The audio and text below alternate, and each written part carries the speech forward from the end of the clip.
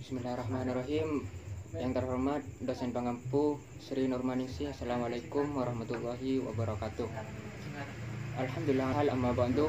Yang pertama-tama marilah kita panjatkan puja puji syukur kita kepada Ilahi Rabbi, yang mana berkatnya lah kita bisa melaksanakan rutinitas pada hari ini. Yang kedua kalinya, salawat serta salam marilah sang proklamator Islam, yakni Nabi Muhammad SAW, yang mana berkat beliau lah kita bisa membedakan mana yang hak dan mana yang batil. Di sini kami akan membahas tentang bahasa tulisan yang diatur dalam ejaan. Di antaranya penulisan huruf, angka dan lambang bilangan, singkatan atau akronim, dan pemakaian tanda baca. Baik, materi yang pertama akan disampaikan oleh Saudari Ilaful Ummah yang akan menjelaskan tentang penulisan huruf. Waktu dan tempat kami aturkan. Saya akan menjelaskan tentang pengertian dan penjelasan ejaan yang disempurnakan.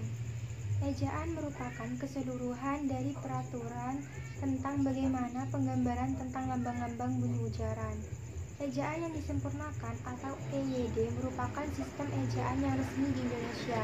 EYD mengatur tentang pemakaian huruf, penulisan unsur serapan, penulisan kata, dan penggunaan tanda baca.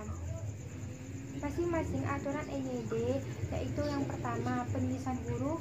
Aturan dalam penulisan huruf ditunjukkan pada aturan dalam huruf kapital, huruf miring, penulisan kata, bentuk ulang, dan gabungan kata, kata ganti, kata depan, kata si, dan sang, dan partikel. Huruf kapital, penggunaan huruf kapital sebagai huruf pertama yang terletak pada awal kalimat, kemudian di awal petikan kalimat langsung, kata maupun ungkapan yang berkaitan dengan Tuhan, kitab suci, dan sebagai kata ganti untuk Tuhan. Nama gelar, keturunan, keagamaan, kehormatan yang diikuti dengan nama juga menggunakan huruf kapital di awal kata. Huruf miring. Penggunaan huruf miring pertama, menuliskan nama buku, majalah, dan surat kabar yang dikutip dalam suatu tulisan. Kedua, menuliskan nama ilmiah maupun istilah asing, kecuali yang telah disesuaikan ejaannya. Ketiga, menegaskan atau mengkhususkan pada huruf bagian kata, kelompok maupun kata. Penulisan kata. Penulisan kata di sini dibagi atas kata dasar dan kata turunan. Kata dasar, penulisan kata dasar merupakan suatu kesatuan. Kata turunan dijelaskan lagi dalam bentuk imbuhan, baik awalan, akhiran, maupun sisipan. Harus dituliskan dengan cara merangkai dengan kata dasar. Bentuk ulang dituliskan dengan lengkap dengan menggunakan tanda penghubung.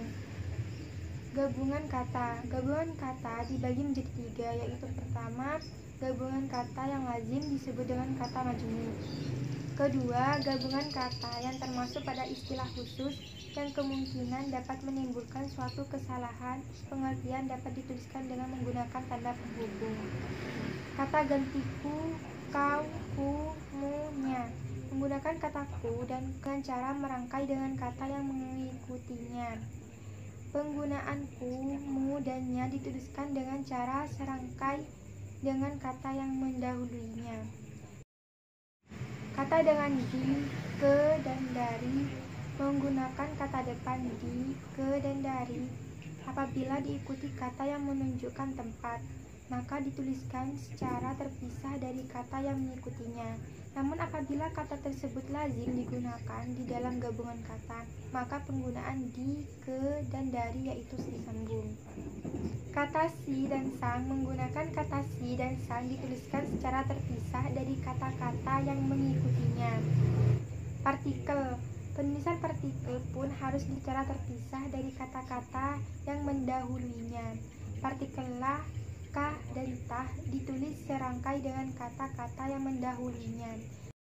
Selanjutnya partikel per yang berarti demi, tiap, dan dimulai. Penulisannya dengan cara terpisah dari bagian kalimat yang mendahului maupun yang mengikuti. Materi yang kedua akan disampaikan oleh Saudara Gada Sundawa Rahman yang akan menjelaskan tentang angka dan lambang bilangan dan singkatan atau akronim. Waktu dan tempat kami aturkan. Baik, saya akan menjelaskan angka dan lambang bilangan. Dalam menuliskan lambang bilangan yang menyatakan tingkat dapat dituliskan dengan menggunakan Romawi angka. Kemudian lambang bilangan yang dinyatakan dengan satu maupun dua kata dapat ditulis dengan cara menggunakan huruf. Namun berbeda ketika lambang bilangan yang diberikan secara beruntun seperti terjadi dalam suatu perincian dan pemaparan. Suatu lambang bilangan yang terletak pada awal kalimat, maka dituliskan dengan menggunakan huruf. Susunan kalimat perlu juga untuk diubah. Tujuan pengubahan tersebut yaitu untuk bilangan yang tidak dapat dinyatakan dengan cara satu maupun dua kata dan tidak terdapat pada awal suatu kalimat. Baik, untuk poin ketiga, singkatan atau akronim. Singkatan merupakan suatu bentuk yang dipendekkan, terdiri dari suatu huruf atau lebih. Singkatan yang menunjukkan nama, gelar, jabatan, sapaan, atau pangkat disertai dengan tanda titik. Singkatan yang merupakan nama resmi lembaga, pemerintah, organisasi, dan nama dokumen dan terdiri dari huruf awal kapital tidak perlu disertai dengan tanda titik. Sedangkan singkatan umum yang terdiri dari 3 huruf perlu disertai tanda titik. Untuk akronim, akronim merupakan suatu singkatan yang berwujud gabungan huruf awal, gabungan suku kata, maupun suku kata dari deretan kata yang diperlukan sebagai kata.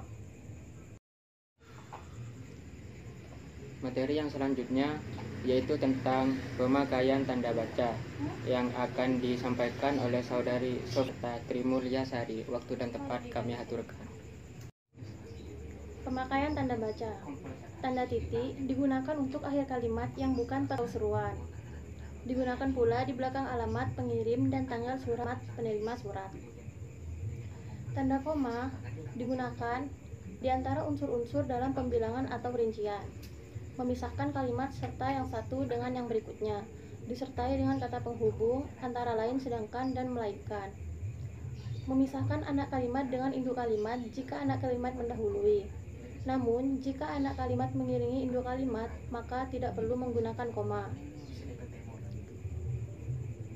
Di belakang kata atau ungkapan penghubung antar kalimat yang terletak pada awal kalimat dan termasuk oleh karena itu, jadi, lagi pula. Memisahkan pertikan langsung dari bagian lain di dalam kalimat.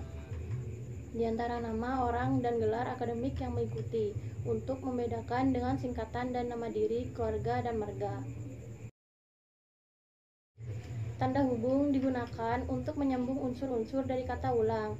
Selain itu, untuk memperjelas hubungan bagian-bagian kata maupun ungkapan dan penghilang pada bagian kelompok kata. Kemudian, digunakan untuk merangkaikan unsur bahasa Indonesia dengan unsur bahasa asing.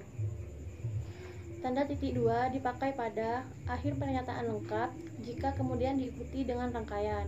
Sesudah kata atau ungkapan yang memerlukan rangkaian.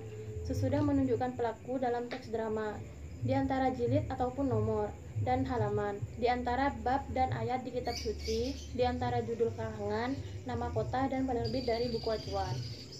Nah, pada dasarnya masyarakat kita telah memahami penggunaan kaidah tata bahasa Indonesia yang baik dan benar. Akan tetapi, dalam pelaksanaannya, seringkali masyarakat dihadapkan pada situasi dan kondisi berbahasa yang tidak. Untuk itu, sudah menjadi kewajiban kita bersama untuk selalu mengingatkan kepada masyarakat untuk dapat menggunakan kaidah tata bahasa Indonesia yang baik dan benar. Karena bagaimanapun, bahasa memiliki peran penting dalam proses pembangunan karakter masyarakat dalam bangsa ini. Hanya ini yang bisa kami sampaikan, kurang lebihnya mohon maaf. Wassalamualaikum warahmatullahi wabarakatuh.